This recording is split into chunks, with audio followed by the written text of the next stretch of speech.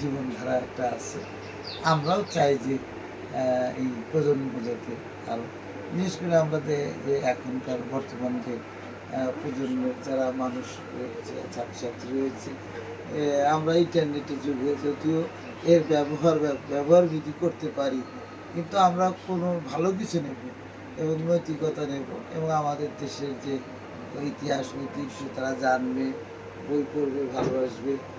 আমাদের বিশ্বকবি রবীন্দ্রনাথ ঠাকুরের রচনা, জাতীয় কবি কাজী নজরুল ইসলামের রচনার সাথে জীবনানন্দ দাশ এই মুক্তভাবে তারা ঘুরতে পারবে, তারা ভালোভাবে এই যে মানুষের সাথে প্রকৃতির সাথে তাদের একটা আলাদা বন্ধন, এই বন্ধনটা ধরে রাখতে হবে। আর আজকাল তো বিশেষ করে প্রাকৃতিক মানুষের যে পারিবারিক বন্ধন একটু হয়ে যাচ্ছে, আলগা হয়ে যাচ্ছে। আমরা চাই যে এটা যাতে আরও বেশি স্নেহ ভালোবাসা এই পরিবার থেকে তারা গড়ে উঠবে, তারপরে তাদের শিক্ষা জীবনে শুরু হবে এবং সব জায়গায় যারা নৈতিকতা ভালো মন্দর বোধ তারা যাতে শিখতে পারে, এটাই আমাদের প্রত্যাশা এবং এইভাবেই আমরা ছেলেপিলেদেরকে গড়ে তোলার প্রত্যাশা রাখি। কারণ তারাই আগামী দিনের ভবিষ্যতে এই শিশুরা এই দেশটাকে আরও উন্নতির দিকে এগিয়ে নিয়ে যাবে, এরকম প্রত্যাশা আমরা মানি, আমরা ভাবি এবং চিন্তা চেতনা প্রত্যেকটা পরিবারের তার শিশুদেরকে স্নেহ ভালোবাসা, মায়ের সাথে যে সন্তানের যে আদর্শিকভাবে সন্তানের স্নেহ ভালোবাসা, বাবার সাথে স্নেহ ভালোবাসা, এই পারিবারিক একসাথে থাকার একটা আলাদা আনন্দ রয়েছে। এই আনন্দটা তারা সবসময় ধরে রাখতে পারে।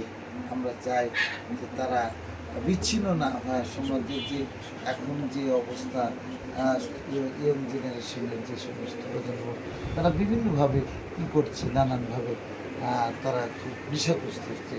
আমরা আবারও চাই যে তারা বিভিন্নভাবে ফুটবল খেলাধুলার সাথে সম্পৃক্ত হবে, সময়টা কাটুক, শুধু ফেসবুক নিয়ে নয়, আমরা ইন্টারনেটের সুবিধা নেব, কিন্তু কোনো মন্দ বা কোনো খারাপ বিষয়ে তারা যাতে এগোতে না পারে, বাবা মার এটা দেখা উচিত, দিতে পারে এবং বড় হওয়ার পরে তাকে একটা স্মার্টফোন কিনে দেওয়া দরকার।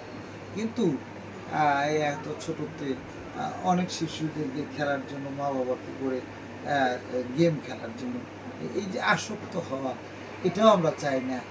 এটা আসক্ত না হয়ে যদি তারা বই পড়ে, আনন্দ ছড়া, কবিতা, গল্প, মা বাবার সেই গল্প বলা, সেগুলোর প্রতি আকর্ষিত হবে এবং ঠাকুরবার ঝুলির মতো এই সমস্ত পুরোনো দিনের যে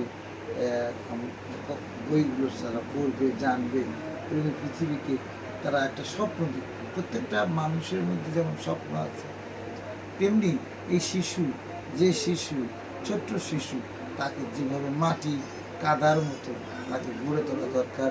প্রথমে মা, তারপরে তার বাবা, তার পরিমণ্ডল এবং তারপরে তার শিক্ষকরা রয়েছে। এইভাবেই তারা ধীরে ধীরে এগিয়ে যাবে। আমরা যদি ভালো কিছু করতে পারি তাহলেই তাদের জীবনটা সুন্দর এবং আমাদের দেশে জাতির জন্য তারা একটা অংশ হিসেবে থাকতে পারবে।